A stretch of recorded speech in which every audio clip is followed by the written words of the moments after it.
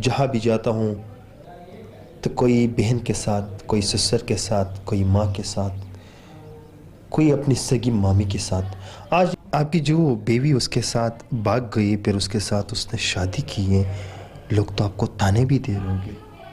ताने बहुत देते। मैं चीमा भाई बयान नहीं कर सकता। मैं जुम्मा पढ़ने नहीं जाता, घर में चुप के बैठ जाता हूँ। गाँव वाले ताने मारते, तेरा शागिर्द तेरी बीवी को ले गया, मुझसे धोखा किया। वो कहती मैं अपनी बहन को मिलने जाती हूँ। मांगे करीब एक तलाक गाँव है, मैं अपनी बहन के पास जा रही हूँ 5-6 दिन के लिए। गाँव वाले ताने मारते, तेरा शागिर्द तेरी बीवी को ले गया। कभी किसी ने हौसला नहीं दी। तो दोस्तों आज की इस वीडियो में हम जानने वाले हैं कि आज की इस वीडियो में हम देखने वाले हैं कि पाकिस्तान में भाई अपनी ही मामी को लेकर भाग गया भाई उसका भांजा भाई। तो क्या है पूरी स्टोरी, तो चलिए वीडियो में जानते हैं। हालात इतने बिगड़े हुए हैं, जहाँ भी जाता हूँ तो कोई बहन के साथ, कोई ससुर के साथ, कोई माँ के साथ, कोई अपनी सगी मामी के साथ। आज आप लोग देख रहे हैं कि एक सफ़ेद पोश इंसान, तबलीग से जुड़ा इंसान, दीनदार इंसान, जिनकी बेटियां भी हैं, ये मिठाई का काम करता था, इनके साथ इनका भांजा काम करता था। बाकी बातें ये तफसील से ख़ुद बताएंगे, लेकिन थोड़ा सा मैं आप लोगों को बताना चाहता हूँ कि इनके भांजे ने इनके ही अपने ही मामी के साथ शादी की है। कैसे की है, किस तरह की हैं, ये ख़ुद ये ज़ुबानी बताएगी। और दूसरी बात, मुझे इनको कैमरे पे दिखाना नहीं चाहिए, लेकिन फिर भी मैं आप लोगों को दिखाता हूँ कि आप दिखाएं कि आपको मसला क्या है। आप थोड़ा पेट दिखाएं। नज़रीन, मैं आप लोग को दिखाना चाहता हूँ, क्या करें, मजबूरी है। ये आप लोग देख रहे हैं कि यहाँ पर ये क्या निकला है, ये क्या है?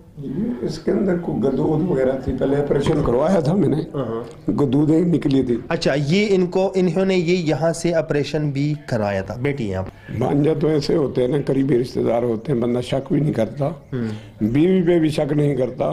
मुझे नहीं पता कि भाई अपना भांजे का और मामी का क्या ताल्लुकात है। पहले मेरी अल्हम्दुलिल्लाह अपनी बेकरी थी रेवन के अंदर, मेरी फिजान मदीना के नाम से बेकरी, मशहूर बेकरी थी। मुझे पूरे रेवन में भी जानते हैं, अल मशहूर उस्ताद अख्तर हुसैन के नाम से मुझे जानते हैं। कारोबार रफ्ता रफ्ता मेरा कमज़ोर हो गया, फिर मैं कर्जाई हो गया, बहुत परेशान हो गया मैं। तो परेशानी के आलम में कभी इधर कभी उधर नौकरी ढूंढता था, कभी कराची चला जाता था। बच्चे मेरे रेवन में ही रहते थे।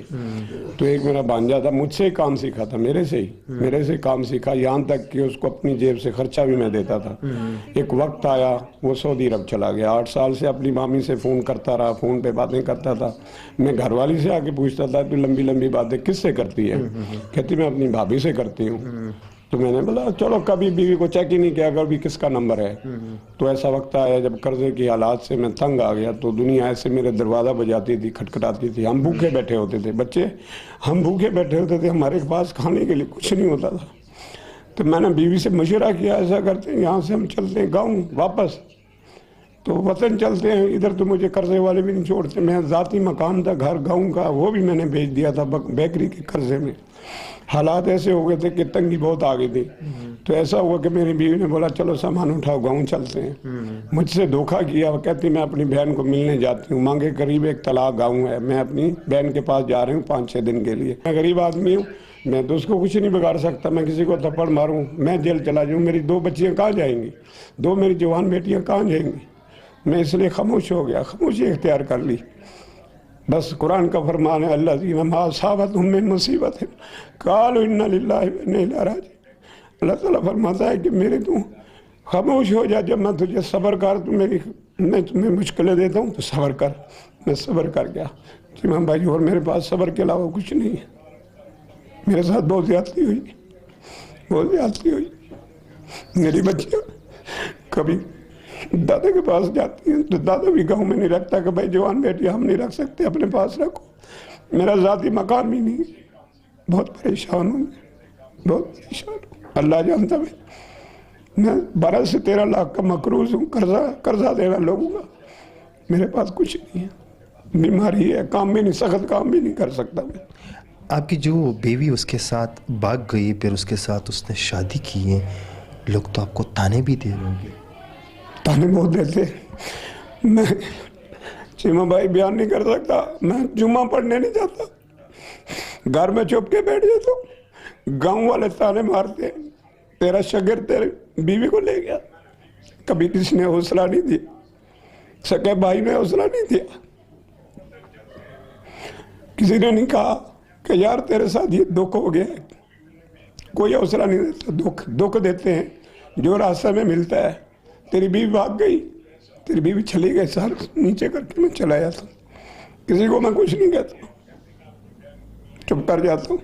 अल्लाह की मर्जी, भांजे ने इतनी ज्यादती की क्या हमेशा वो जिंदा रहेगा, बीवी हमेशा जिंदा रहेगी।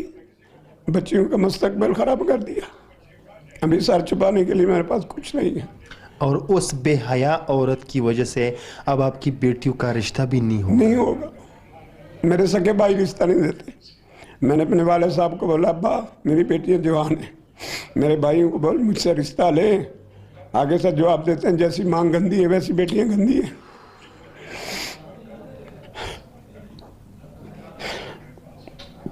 जैसे बेटियां गंदी हैं, मेरी बेटी का क्या कसूर है? माँ ने ज्यादती करी, बेटी मेरी का क्या कसूर है?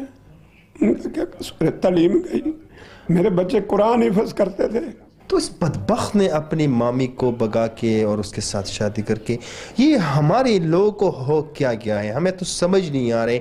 अच्छा, अभी आप पुलिस के पास भी नहीं जा सकते क्योंकि माशाल्लाह हमारे मुल्क में तो औरतों के लिए निज़ाम जो है ना वो खुले हैं, लेकिन हमारे मर्दों के लिए अगर हमारा मर्द कोई गलत काम करते तो कानून उसको गिरफ्त में लेते हैं।